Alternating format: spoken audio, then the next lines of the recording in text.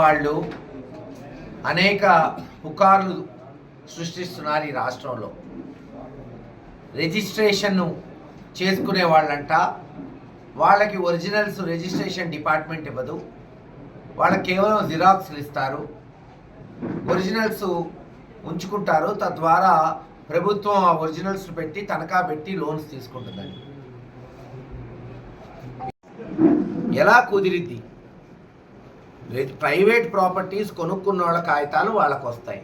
దాన్ని ప్రభుత్వం ఎక్కడన్నా తనఖా పెట్టిందా? గడిచిన 70 సంవత్సరాల్లో ఈరోజు పెట్టడానికి కుదరదు, ఖచ్చితంగా కుదరదు. ఈరోజు మినిస్టర్ గారు కూడా చెప్పారు, అక్కడ ఎక్కడో విన్నాను, నేను చూశాను. ఎట్టి పరిస్థితుల్లో గతంలో ఎలా ఉందో అలాగే కొనసాగింది. ఎవరైనా ఆస్తులు కొనుక్కుంటే వాళ్ళకి పూర్తి హక్కు ఈ ప్రభుత్వం కల్పించింది.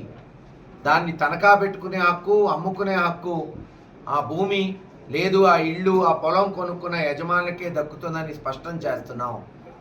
ఆంధ్ర రాష్ట్ర ప్రజల్ని గమనించమంటున్నాం. ఎలక్షన్లు వచ్చినాయి కాబట్టి సోషల్ మీడియాలో ఇటువంటి రూమర్స్ వస్తుంటాయి. దయచేసి అప్రమత్తంగా ఉండండి.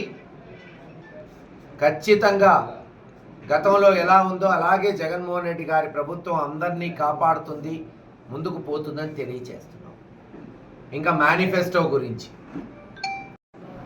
తెలుగుదేశం మేనిఫెస్టో రోజుకోటి విడుదల చేస్తూనే ఉంటాడు చివరి రోజు వరకు. ఎందుకంటే అది చేసే మేనిఫెస్టో కాదు చంద్రబాబు నాయుడు గారు, ఇది ఆచరణ చేసే మేనిఫెస్టో. జగన్మోహన్ రెడ్డి గారి మేనిఫెస్టో ఎలా ఉందంటే ఒక ఆవులాగా, ఎలాగైతే ఆవు పిల్లల నుంచి పెద్దవాళ్ళ వరకు కాపాడుతుందో, పాలిచ్చి ఆ పాలు ద్వారా వెన్న కావచ్చు, మేగడ కావచ్చు, లేదు ఇతర అనేక ప్రోడక్ట్స్ ఆ పాలు నుంచి తీసి బలాన్ని ఇచ్చిద్దో ప్రజల్ని, అన్ని వయసు వాళ్ళని అందరినీ కాపాడుతుందో అలా ఉంది జగన్మోహన్ రెడ్డి గారి మేనిఫెస్టో. ప్రాక్టికల్గా అద్దం పట్టేటట్టు, ఆచరణలోకి వచ్చేటట్టుంది జగన్మోహన్ రెడ్డి గారి మేనిఫెస్టో. చంద్రబాబు నాయుడు గారి మేనిఫెస్టో. Please subscribe .news